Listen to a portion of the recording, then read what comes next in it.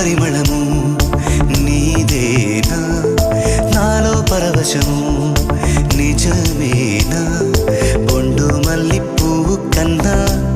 తేలికగు నీ సోకు